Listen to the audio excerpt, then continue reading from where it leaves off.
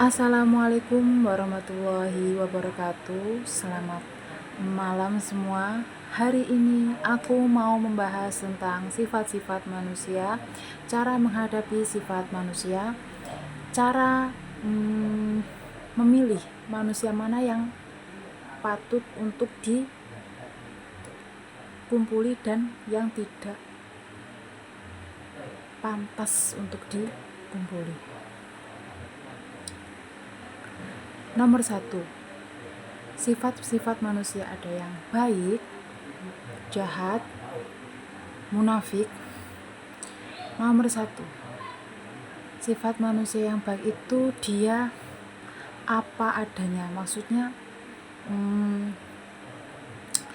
cara ngomongnya, misalnya cara ngomongnya maaf, ada yang gampang misuh itu kan, ada yang kalem, ada yang ngomongnya ngegas. Itu manusia yang termasuk sifatnya baik. Baik itu artinya dia apa adanya, nggak ada yang ditutup-tutupi. Nomor 2, sifat manusia yang jahat. Sifat manusia yang jahat itu ciri-cirinya dia selalu mempunyai sifat iri, dengki, selalu memandang nikmat orang lain.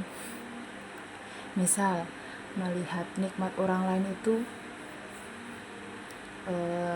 dia merasa dirinya tidak memiliki nikmat yang dimiliki orang lain tersebut. Itu jadinya dia itu kayak kepengen gitu kalau manusia tersebut memiliki kenikmatan yang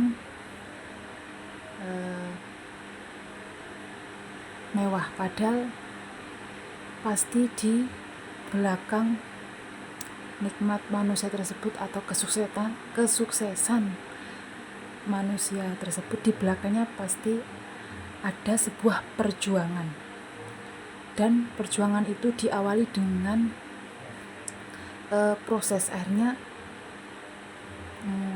jadilah manusia yang sukses, manusia yang bisa menikmati kesuksesannya. Nomor 2, sifat manusia yang berpura-pura baik atau munafik. Ciri-cirinya di depan kita itu sikapnya baik banget ya, di belakang kita sifatnya lain lagi. Bahkan bisa jadi di belakang kita itu menjelek-jelekkan kita. Bahkan ada yang sampai mempengaruhi manusia lainnya agar ikut benci sama kita. Itu artinya ciri manusia yang munafik, dan kita harus bisa membedakan ketiga sifat tersebut. Sifat ada manusia yang baik, jahat, ada yang berpura-pura baik atau munafik. Nomor 2, cara menghadapi sifat-sifat manusia. Caranya, nomor 1, bersikaplah biasa aja, jangan terbawa perasaan. Maksudnya gimana ya, kalau kamu bertemu dengan dari ketiga sifat manusia tersebut, bersikaplah biasa. Jangan kalau berbicara berdua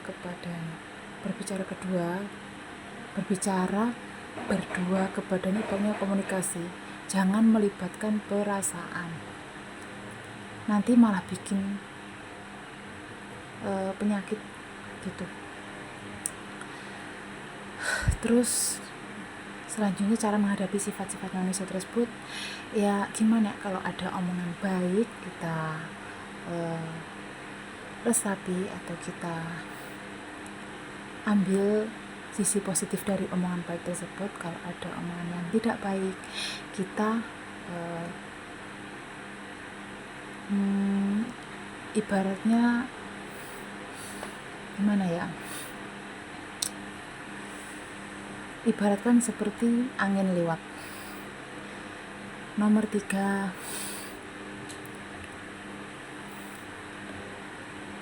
ciri manusia yang nomor satu pantas dikumpuli. Manusia yang pantas dikumpuli itu ciri-cirinya dia tidak pernah membedakan berteman dia dengan siapapun itu, mau dia punya teman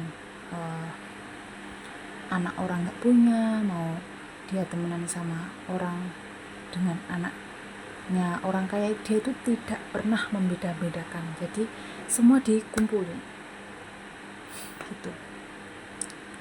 Itu ciri manusia yang pantas untuk kita kumpuli. Dia itu tidak pernah membeda-bedakan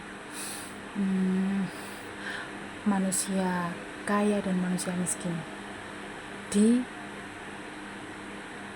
hati dan pikiran dia berpikir bahwa semua itu sama di mata Allah. Yang penting jangan sampai ada sebuah pertengkaran, perselisihan, perdebatan. Itu yang ada di pikiran dia. Dia mau berteman dengan siapapun itu, dia tidak pernah membedakan. Tapi dia juga pasti memilah dan memilih mana manusia yang pantas untuk dikumpuli. Dan juga kita harus bisa memilih mana manusia yang pantas untuk kita kumpuli. Kedua, ciri manusia yang tidak pantas untuk dikumpuli yaitu ibaratnya gimana ya, ya seperti tadi, sifat manusia yang tadi loh, yang orang munafik, yaitu di depan kita itu baik, di belakang kita itu malah menjelek-jelekkan kita dengan manusia lain. Itu ciri-ciri manusia yang munafik dan manusia yang paling kurang ajar itu ya, mempengaruhi manusia lain agar ikut membenci kita karena manusia tersebut mempunyai sifat tidak suka sama kita. Itu manusia yang kurang ajar menurutku. Tapi kalian pasti paham ya tentang penjelasanku hari ini. Tujuanku agar kita semua bisa mengambil dari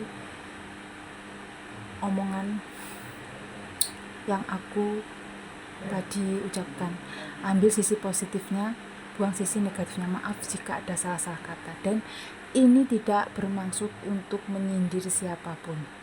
Semoga infoku hari ini bermanfaat. Ya gimana ya guys, namanya juga dunia, ada manusia baik, ada manusia jahat, ada manusia yang munafik, berpura-pura baik, ada manusia yang pelit, ada yang dermawan, dan itu sudah menjadi sifat dasar manusia. Jadi kita tidak perlu kaget gitu ya. Pasti kita itu ada yang menyukai kita, ada yang tidak suka dengan kita, dan maklum gitu ya. Walaupun dengan kita itu baik ya, tapi ada juga nggak tahu ya, di dalam kita itu nggak tahu di dalam hati manusia itu gimana gitu. Maksudnya kalau di depan kita baik, kalau di dalam hatinya itu nggak tahu gimana. Udah dulu ya guys, semoga videoku kali ini